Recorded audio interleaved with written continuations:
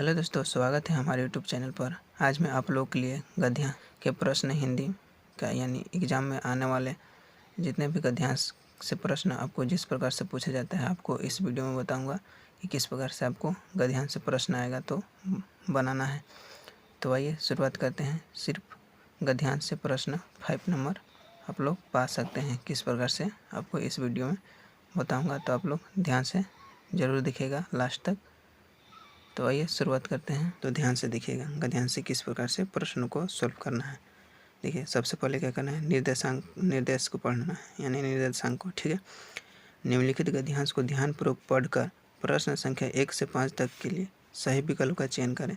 1 से 5 तक आपको प्रश्न इस गद्यांश से दिया हुआ रहेगा, चुन करके आपको पढ़ना है ध्यान से। किस प्रकार से, आइए देखते हैं। सामान्यतः ईश्वर के 2 रूप माने गए हैं, सगुण एवं निर्गुण। जब परमात्मा को निरंकार, आज, अनादि, सर्वव्यापी, गुणातीत, अगोचर, सूक्ष्म मानकर उसकी विवेचना की जाती है, तब उसे निर्गुण ब्रह्म कहा जाता है।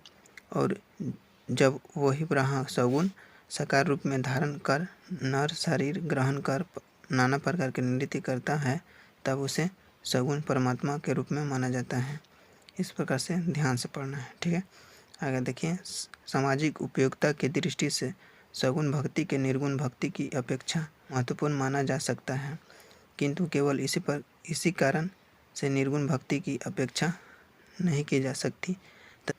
तत्कालीन परिस्थितियों में सगुणोपासक भक्ति कवियों का सारा ध्यान इस ओर केंद्रित करता था कि हिंदू समाज को विघटित और उत्पीड़न से बचाया जा सके। और देखिए, किया जा सके। दूसरी ओर निर्गुणोत्तर कवियों की दृष्टि से हिंदू समाज को ही नहीं अपितु संपूर्ण भारतीय समाज को एकता के सूत्र में पिरोने की ओर लगी हुई थी।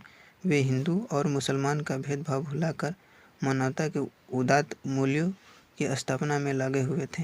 इस तरह से गद्यांश को पढ़ना है। और आइए, इस तरह से ध्यान से पढ़ लिए। अब आइए प्रश्न को किस प्रकार से पूछा गया है आपको बताते हैं, किस तरह से बनाना है।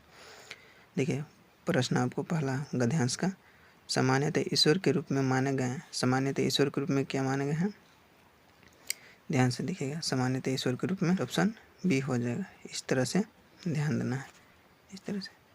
और दूसरा देखिए क्वेश्चन है गद्यांश का, निर्गुण ब्रह्म कहा जाता है। ठीक है, निर्गुण ब्रह्म कहा जाता है गुणातीत को, अगोचर को, अनादि को, उपयुक्त सभी को। क्या कहता है, ध्यान से देखिए। अनादि, सर्वव्यापी, गुणवती, अगोचर। ठीक है, तीनों है, तो तीनों क्या हो जाएगा, इसमें ऑप्शन करेक्ट हो जाएगा, तो यानी डी हो जाएगा। उपयुक्त सभी, करेक्ट ऑप्शन डी हो जाएगा। ठीक है, तीसरा देखिए, जब ब्रह्म आकार धारण कर नाना प्रकार के नृत्य करता है तब क्या कहलाता है, इसको पूछा है। कहलाता है सगुण ब्रह्म, निर्गुण ब्रह्म, सगुण और निर्गुण ब्रह्म, इनमें से कोई नहीं। ठीक है, क्या कहता है, नाना प्रकार के नृत्य करता है तो सगुण ब्रह्म न करता है, तो करेक्ट ऑप्शन ये हो जाएगा। यहाँ देखिए, ध्यान से देखिए। यहाँ देखिए, जब वही प्रकार के ब्रह्म सगुण साकार के रूप में धारण नर शरीर ग्रहण करना नाना प्रकार के नृत्य करता है तो क्या कहता है, ब्रह्म सगुण, तो ये हो जाएगा करेक्ट ऑप्शन तीसरा का। ठीक है, इस प्रकार से आपको बनाना है। चौथा है, निर्गोपासक भक्त कवियों का ध्यान केंद्रित था। निर्गोपासक कवियों का ध्यान केंद्रित था हिंदू समाज को विघटित और उत्पीड़न से बचाने में। ये पहला ऑप्शन है। ठीक है, आइए नेक्स्ट ऑप्शन देखता है। देखिए, हिंदू समाज के विविध समूहों को इकट्ठा करने में, बी ऑप्शन हो गया। सी ऑप्शन है, हिंदू मुसलमान को भेदभाव भुलाकर एक करने में। इनमें से सभी नृत्य करने में। देखिए, हिंदू मुसलमान के भेदभाव भुलाकर करने में क्या हुए थे, लगे हुए थे। करेक्ट ऑप्शन क्या हो जाएगा, सी हो जाएगा चौथा का। हिंदू और मुसलमान के भेदभाव भुलाकर मानवता को का स्थापना कर लगे हुए थे। इस तरह से आपको पढ़ना है। ठीक है, तो करेक्ट ऑप्शन चौथा का सी हो गया। ठीक है, 5 नंबर देखिएगा, सगुण भक्ति को निर्गुण भक्ति की अपेक्षा महत्वपूर्ण माना जाता है। देखिए, सगुण भक्ति को निर्गुण भक्ति की अपेक्षा महत्वपूर्ण माना जाता है तो क्या होता है, आर्थिक दृष्टि से, ऐतिहासिक दृष्टि से, धार्मिक दृष्टि से, सामाजिक दृष्टि से। तो क्या हो जाता है, आपको पता होना चाहिए कि आपको सामाजिक दृष्टि से महत्वपूर्ण माना जाता है सगुण और निर्गुण भक्ति को।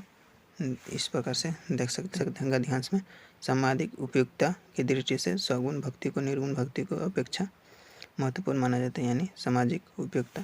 तो करेक्ट ऑप्शन क्या हो जाएगा 5 का डी, सामाजिक दृष्टि से।